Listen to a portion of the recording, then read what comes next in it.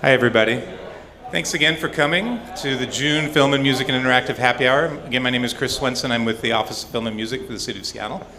As I said earlier, you're in for a real treat. The director of the Office of Film and Music is here to talk about making a living being a musician in Seattle. And yes, in fact, it is a real job. The Office of Film and Music worked really closely with 3 musicians from different fields.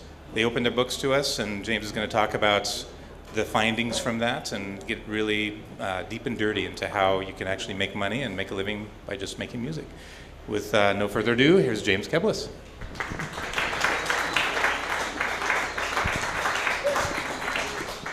Super exciting to be on this side of the presentation. Thank you all for coming out. I'm super excited about this presentation and giving some information that I think will be useful to you. Basically, it's how you make $1 million, and that is start with $2 million and become a musician. So we'll try to reverse engineer that a little bit and demystify what it means to be a musician making it in Seattle, the different areas. If you're a musician, the key part of this to take notes on is to look at the different areas that we've categorized and come up with a business plan or an intentional strategy to leverage at least a majority of them, and if not all of them, because that is what we have found to be successful for these folks that we're going to show you here today. Just a little bit on the methodology. Our approach to this wasn't to show you Macklemore's numbers. We don't want to show you the numbers of kind of rocket success. We want to show middle class folks that are able to, in a couple circumstances, buy healthcare, pay the rent, have a decent amount of some spending cash, but also have it be accessible enough that any one of you all could get it if you decided to put the time and effort into it and you have a good product. So that was our approach to this. The 3 musicians are anonymous. We feel really grateful that they opened their books to us. These are all 2012 numbers. They're actual numbers. This is not a hypothetical, it's not an academic exercise.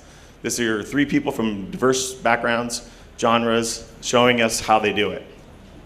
And I also need to thank Killer Infographics for putting this together in one simple sheet, which is harder to do than you think. So thank you to Killer Infographics for doing that for us.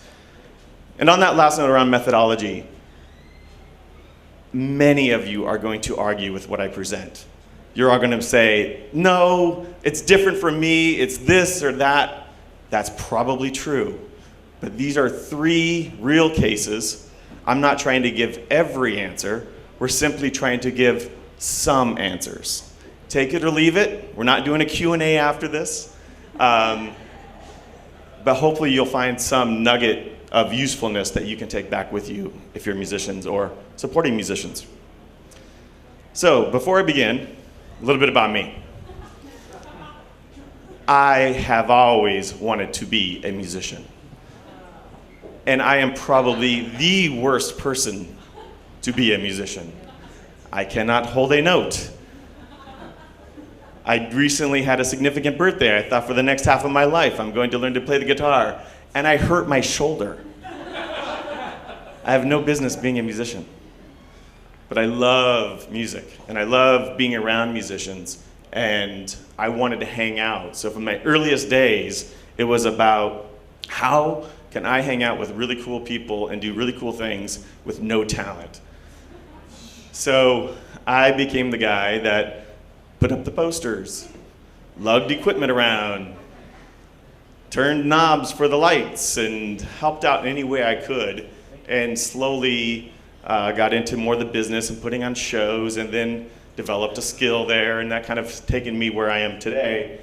And I feel really honored and privileged to be in a position where I can still support musicians, which is what led us to this project.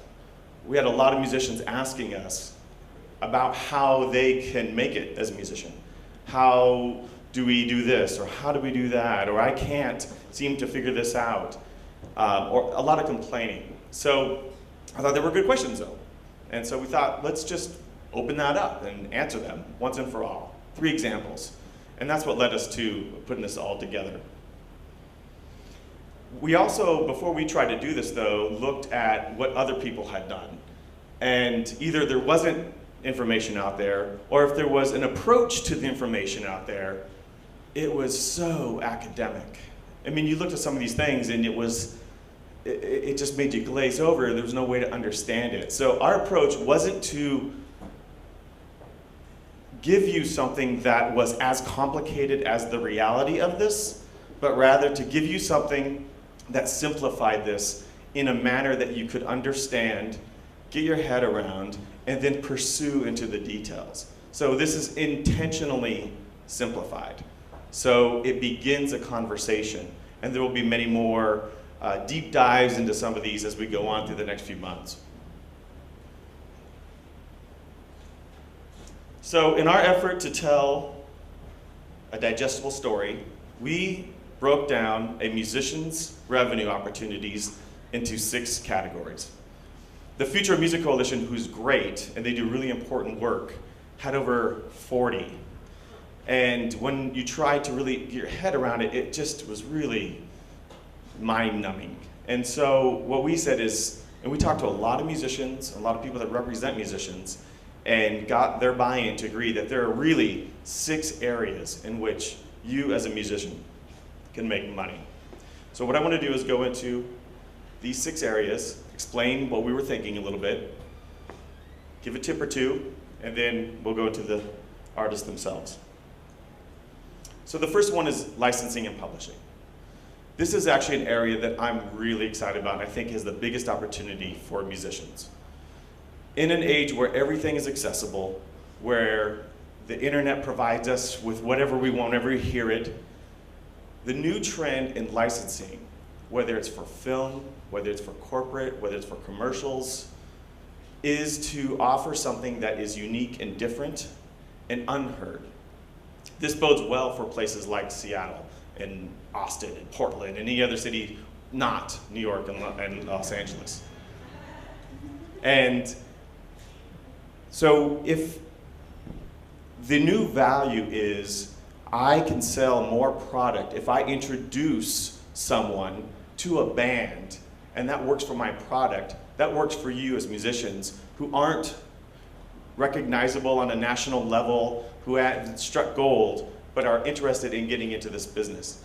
It is ripe. It is overwhelmingly positive right now and growing for independent musicians doing very unique things. You don't hear Led Zeppelin songs anymore. You hear things that you've never heard of. Oftentimes you find people Shazamming a commercial to hear the music of what's going on. I mean, that's the new trend and what's happening.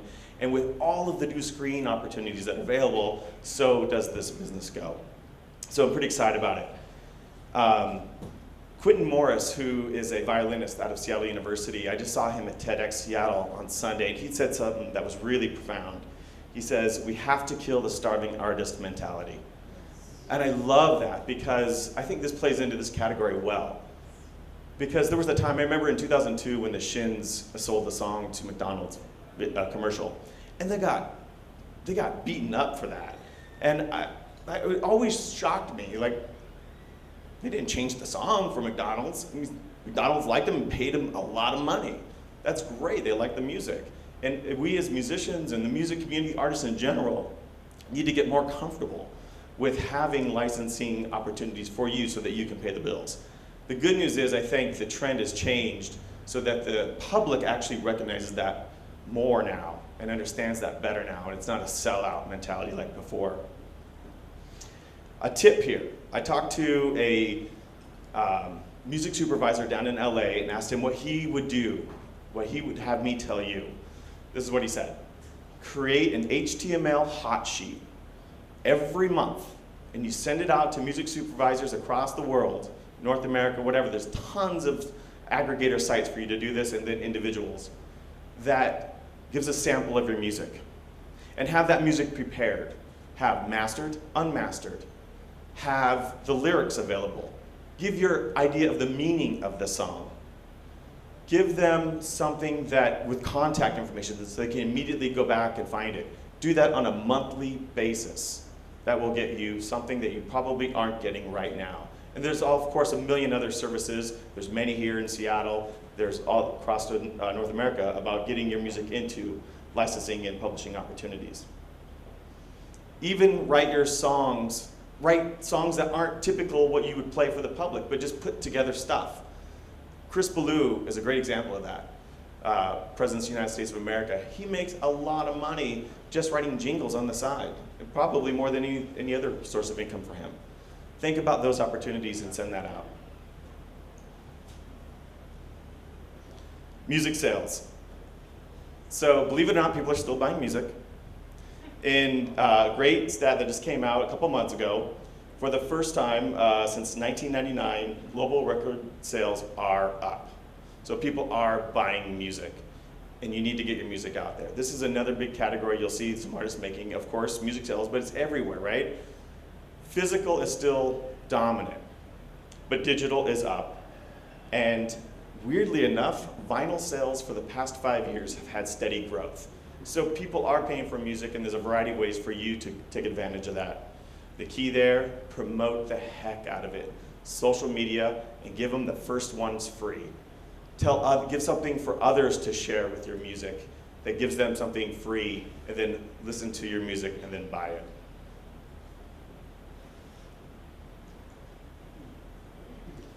This is another untapped bucket of merchandising.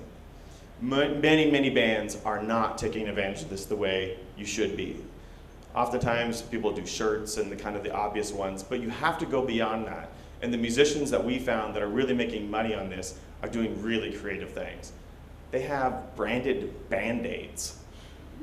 They have branded condoms.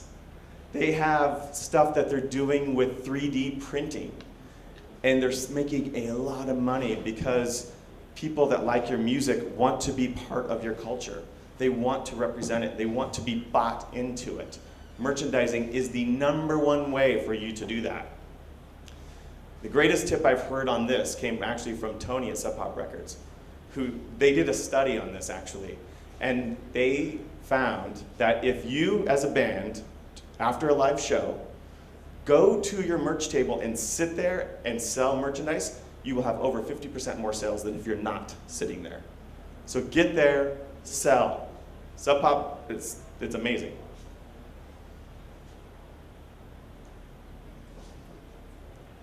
Of course, the other bucket, live performance. This is another area, it's obvious, we've been doing this for a long time, but you gotta get out and play.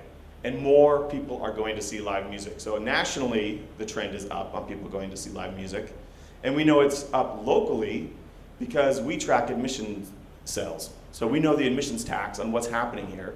And we just had a huge surplus in dollars in admissions tax sales as a result of people going out and seeing more stuff.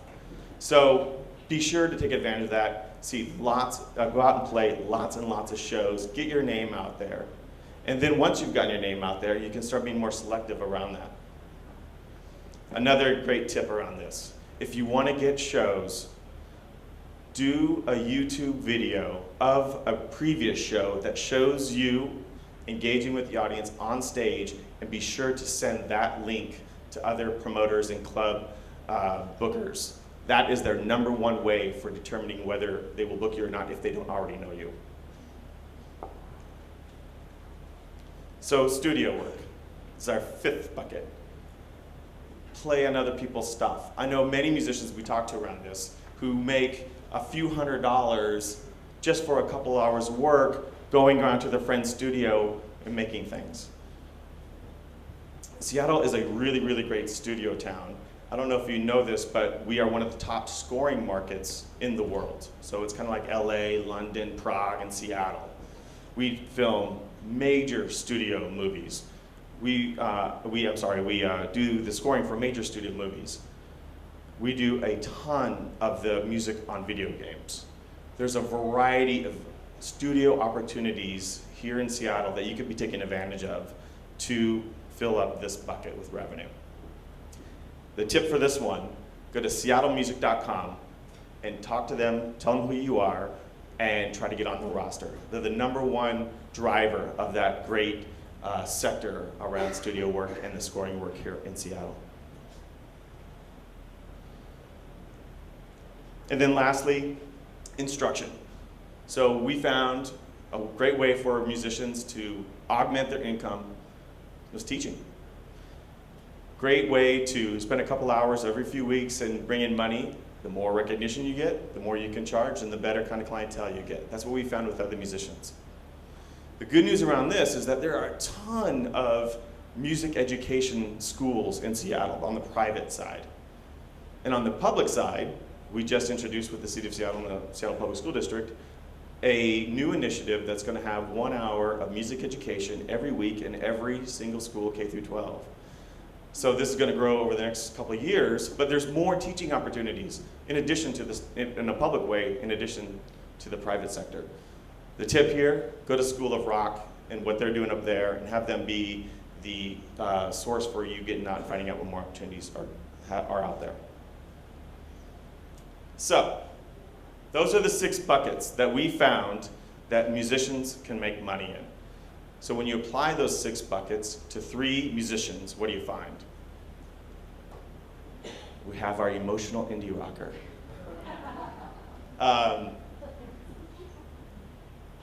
This is how it works for this person. In music publishing is where they're making the most money last year, over $21,000. They make around $7,000 in live performances, and it's about equal between retail sales and merchandise. So not bad, right? They could probably round out the studio stuff a little bit more. They could probably do a little bit more in music sales, but this is a good start. So how many of you out there are making $32,000 a year playing music? This person's doing that. And this person's doing that relatively on their own. And this person is in a band. There are other people that this person is playing with. This is a person that is out there making it happen, and this is how their last year's income worked for them. Then we have our rapper. So a very different kind of slicing of the pie. Nothing really in licensing, so there's a big opportunity missed there. Not much happening in studio or education, but a big chunk in live performance. And a huge chunk of the percentage in merchandising, and then, of course, retail sales. So you can see kind of the trend between rock and hip hop. And more money. The third is classical music. This violinist here in Seattle makes a lot of money playing live. The reason for that is because Seattle is an incredible town for classically trained musicians. Between the symphony, the opera, the ballet, education, the scoring stuff I was talking about, Seattle, for the size, really is out of its league on being able to provide those kind of opportunities. So if you're playing guitar, switch to violin, moral of the story. But so lots of live music stuff happening there, and then also with studio work is a big part of that. A musician clearly trying to take advantage of those opportunities.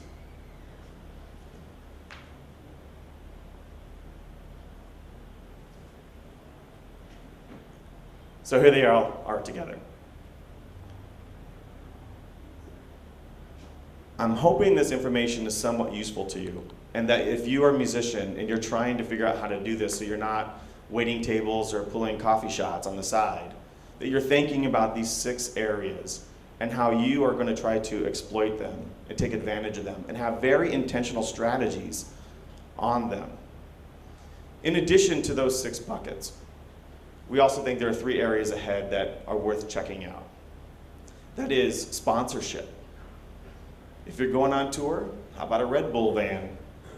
Or have underwriting of shows.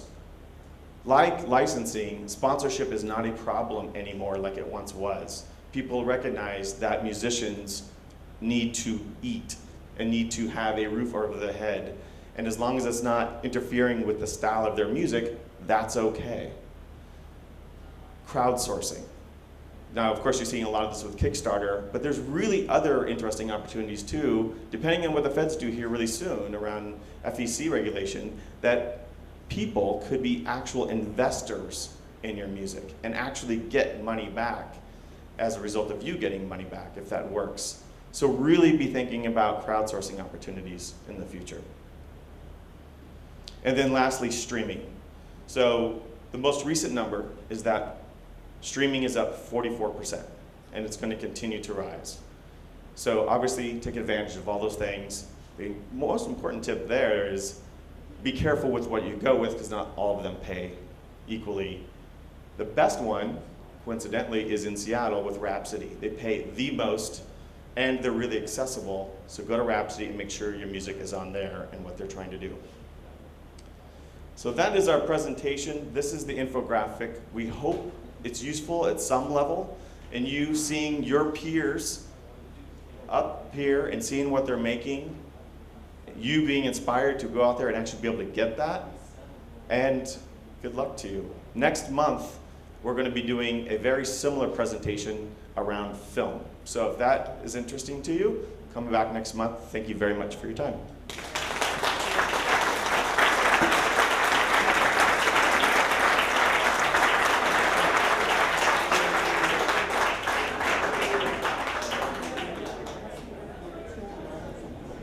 Thanks, everybody. Hope to see you next month.